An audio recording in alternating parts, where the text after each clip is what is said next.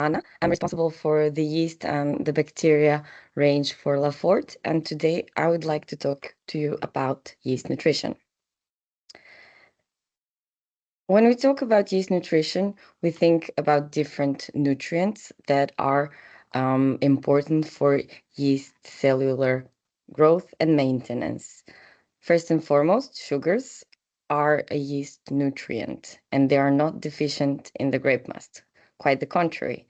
This may not be the case for nitrogen and lipids as other cellular components, or minerals and vitamins as cellular cofactors. But what we really think about first when we talk about yeast nutrition is diammonium phosphate. However, nowadays we know that yeast derivatives offer a more balanced source of nutrients for yeasts. So let's have a look at how these derivatives are obtained. It all starts with the yeast cream, a really dense culture of living yeast cells that is either subject to drying to obtain active dry yeast that we use for fermentation, or this yeast cream is subject to specific chemical and thermal treatments that lead us to inactivated yeast, yeast autolysates, yeast protein extracts or yeast extracts, yeast walls or manoproteins.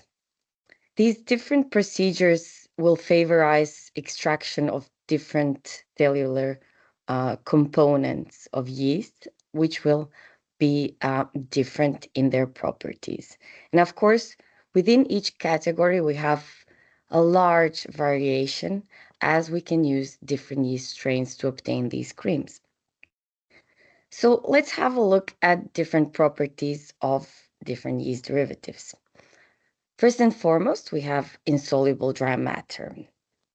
And as you can see here, autolysates have low insoluble dry matter, so they contain fractions that are mainly soluble, such as amino acids that contribute to YAN and minerals and vitamins.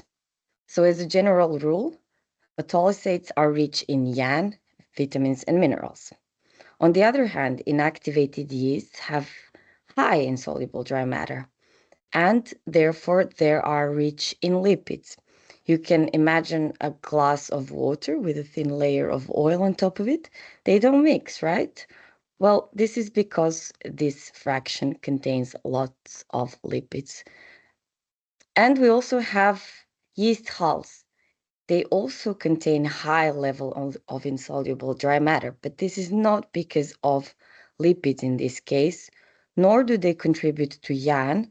However, they do play an important role in detoxifying medium, which is really helpful for challenging fermentations. Another category of yeast derivatives are yeast extracts. Today, they are not allowed to be used in winemaking in European Union. However, they are allowed here in the US or in some other markets. So they're quite interesting as they contain relatively high level of organic acid or YAN. Now that we understand different categories of yeast derivatives, let's have a look at specific compounds that are important for optimal yeast nutrition. First and foremost, lipids.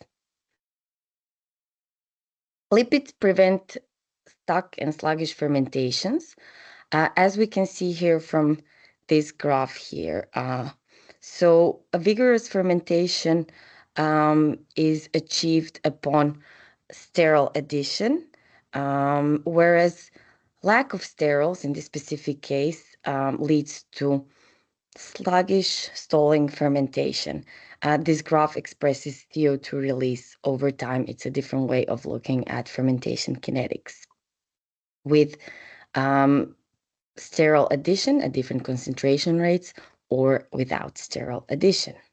So where do these compounds, sterols and unsaturated fatty acids, come from? First and foremost, from the grapes. We all know that fermenting white or rosé at 50 NTU is more challenging than fermenting it at 250 NTU. And this is because our higher NTU musts contain more solids and therefore more lipids. In addition to grape solids, these compounds can be found in yeasts and therefore in their derivatives. But not any yeast derivatives with high insoluble dry matter and with higher proportion of so-called lipidic droplets. And these fractions are used to formulate our superstart range.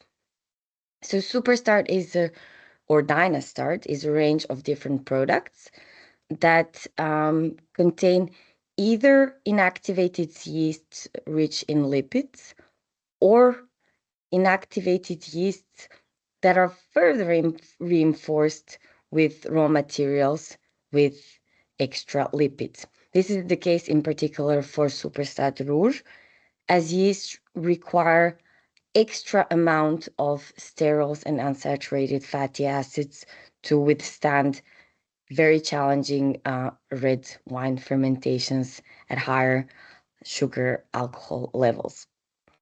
And we also have Superstar Blanc, which contains lower levels of these sterols. However, it also contains higher levels of glutathione and equivalent compounds that will help protect beautiful aromas produced by yeast during fermentation.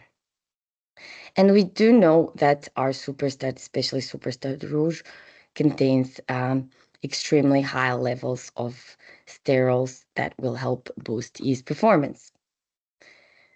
The way it does that is by integrating these sterols and unsaturated fatty acids directly into the membrane of the yeast that is being rehydrated. This is important as yeast cannot synthesize sterols without the oxygen, and these compounds are also depleted during asexual reproduction of yeast, during budding. And as mentioned, in the case of Superstar Rouge, we have higher levels of sterols because yeasts have increasing requirements for these compounds with higher ethanol levels. And together, we therefore have improved membrane fluidity and permeability, which will help not only with the assimilation of nutrients, sugars, nitrogen, but also aroma precursors. Good news, these compounds, these products are effective at a range of different temperatures. In this graph, we see a fermentation kinetics using a yeast rehydrated in water at 99 Fahrenheit without superstart, as compared to kinetics using yeast rehydrated with superstart at 99 Fahrenheit. We see improved fermentation kinetics, especially at the end of the fermentation. But when we also compare this to rehydration with superstat at ambient temperature, we see that the fermentation kinetics is also improved and resembles more to the fermentation kinetics at high temperature with superstart, and therefore is improved as compared to rehydration without superstart. Not only is the fermentation kinetics improved, but also wines in general have neater profiles. We tend to have less residual sugar and lower VAs upon rehydration with superstart. Here, the differences may not seem dramatic, but this is a lab scale study, and small differences at the lab scale translate to bigger differences in the wineries. In addition to improved kinetics and neater wine profile, we also have enhanced aromatic profile. In this graph, we can see increases in volatile thiols in two modalities that were inoculated with yeast with the addition of superstart. And we see 20% higher levels of volatile thiols that will impart these typical Sauvignon Blanc aromas of boxwood, passion fruit, grapefruit that are also important in other varieties and in a number of rosés. These differences at the analytical level also translate, of course, to the sensory profile of the wines, and the wines are perceived as more aromatic, thiolic, fresh, and long upon the use of Superstart.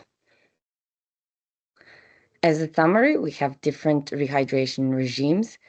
Optimal rehydration regime remains rehydration with Superstart at 99 Fahrenheit.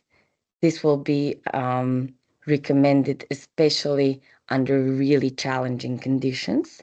However, a simpler protocol, convenient method at ambient temperature will work for under most winemaking scenarios, no problem with that. And of course, it offers a benefit as compared to rehydration without Superstart. What about dry pitch? It's important to bear in mind that not all strains react in the same way to dry pitching. Let's have a look at strain A. After rehydration. So in this graph, I'm showing results from flow cytometry. It's a method that is used to study viability and physiological state of yeast in this specific case upon rehydration. So this square indicates a very high viability and activity of this specific strain inoculated upon rehydration. If we compare it to direct pitching, we see a bit lower intensity of this signal. However, we still have a satisfactory level of viability of the strain A with and without rehydration. Let's have a look at strain B. Again, viable population upon rehydration. But after dry pitch, we see that the signal is much lower and therefore the viability of this strain is impaired. So strain A will be suitable for direct pitch, whereas strain B, in this case, will definitely not be suitable. It's important to bear in mind that a number of similar tests were carried out to characterize our whole portfolio of yeasts, of course, coupled with fermentation trials, and 4 different strains were identified as approved for direct inoculation, ADI. This is our B0213, F33, X5, and RX60. Okay, let's have a look at nitrogen. When we talk about nitrogen, we primarily talk about ammonium salts and primary amino acids as yeast assimilable nitrogen. Ironically, proline is the most abundant amino acids, however, it cannot be utilized by yeasts, whereas some oligopeptides, such as, for example, glutathione, a tripeptide, can be a source of nitrogen for the fermenting yeasts. Literature often reports 100 to 100 milligrams per liter of YAN as a limit between sufficient and deficient level of YAN. But what does this actually mean? To explain that, let's have a look at the kinetics of alcoholic fermentation. In red, we have CO2 release. In green, YAN consumption. And in gray, biomass formation. What you can notice here is quite rapid YAN depletion, which coincides pretty much with the end of the growth phase. Irrespectively of the initial YAN level, here we have 250 milligrams per liter of YAN, the initial YAN will be quite rapidly depleted. So therefore, we advise to add some nitrogen at about 1/3 of fermentation. Another important parameter is yeast biomass formation. yeast strains that have higher nitrogen demand tend to form higher levels of biomass, and therefore, at this 1/3 of fermentation, will require more yeast assimilable nitrogen. So it is important to add some nitrogen at 1/3 of fermentation, and yeasts with higher nitrogen demand will require further nitrogen add. As a general rule of thumb, 0.85 milligrams per liter of yan is required per each gram of sugar in grape juice. As an example, at 14% alcohol, we have around 240 grams per liter of sugar. If we multiply that with 0.85, we end up at around 200 milligrams per liter of yan. But not all of it should be added at once. Initial nitrogen requirement in this specific case is about 160 grams per liter, whereas at about 1/3 of fermentation, an additional 40 milligrams per liter is required. This is a scenario with low nitrogen demanding yeast. If we have medium and high nitrogen demanding yeast, because of this higher biomass formation, we need 10 or 20 milligrams per liter of yan more at this second yan addition. Because the overall aim is to achieve sufficient but not excessive biomass and to obtain the optimal physiological state of the yeast throughout the alcoholic fermentation. It is important to add nitrogen in a fractionated manner to avoid stuck fermentations. So this table shows stuck ferment at 5 grams per liter of residual sugar without nitrogen addition. Initial yan at this specific in this specific case was around 100 milligrams per liter. Let's have a look at what happens upon yan addition before inoculation. So 200 milligrams per liter of yan added up front. We also have stuck ferment at even higher levels of residual sugar. If we add the same amount of yan, but at the end of growth phase, so coinciding with approximately 1/3 of fermentation, we have a complete fermentation in a relatively timely manner. We also have lower H2S and lower VA. And this is because the yeasts tend to produce lower biomass levels. And as a reminder, sulfur and nitrogen metabolism in yeast converge. H2S is synthesized from sulfates that are converted to sulfites via sulfate reductase enzyme. And this H2S is then bound with nitrogen compounds to form sulfur-containing amino acids. However, if nitrogen is deficient, H2S is instead accumulated and then exported from the cell. So deficiency of nitrogen precursor will, of course, lead to accumulation and release of H2S.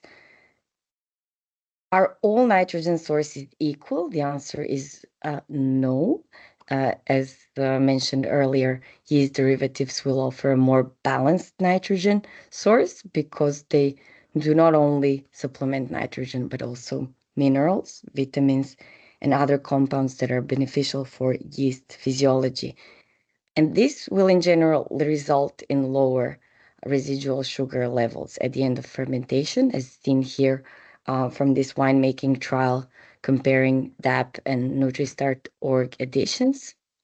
And it will also, as mentioned earlier, result in lower H2S formation in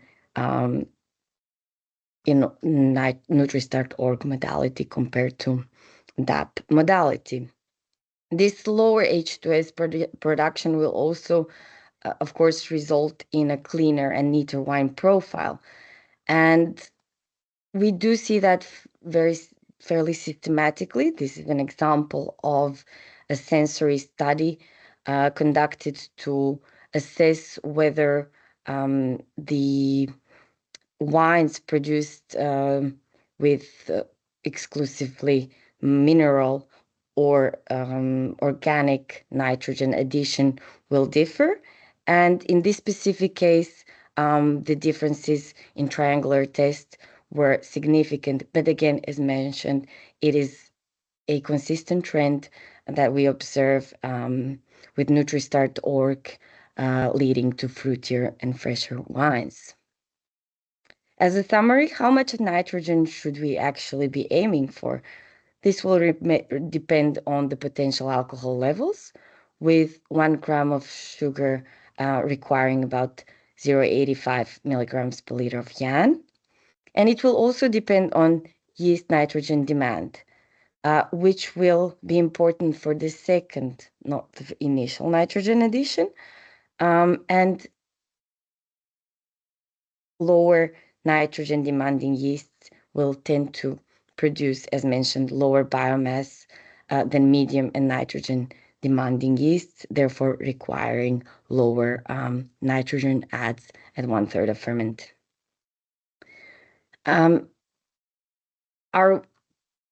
Our YAN calculator integrates all these parameters to suggest the optimal addition rates into your ferments, depending again on the initial YAN level, potential alcohol, nitrogen demand, and also stylistic preferences. And as a summary, of course, DAP will contribute about 20% of YAN, whereas NutriStart range will not only supplement yeast assimilable nitrogen, be that in mineral and organic form in case of NutriStart and NutriStart Arome, or exclusively in organic form, so amino acids for NutriStart.org. But these products will also have a better nutritional balance as they will also supplement vitamins and minerals to the fermentation. And these are particularly effective in highly efficient musts. As you know, the nutrients are usually added into the tank upon their rehydration, but to speed up the process, a liquid nutrient was recently developed, NutriFlow, which can be incorporated directly using pumps, as it comes in a big IBCs of 300 or 1,000 liters, but it can also be used in a 20-liter form. It's a 100% organic nutrient, yeast autolysate, which will supply 20 milligrams per liter of yeast assimilable nitrogen per 1 ml of nutrient per liter. It's easy to use and a really great source of nutrients for all types of wine, red, white, and rosé. Thank you very much for your attention, and please reach out if you have any questions.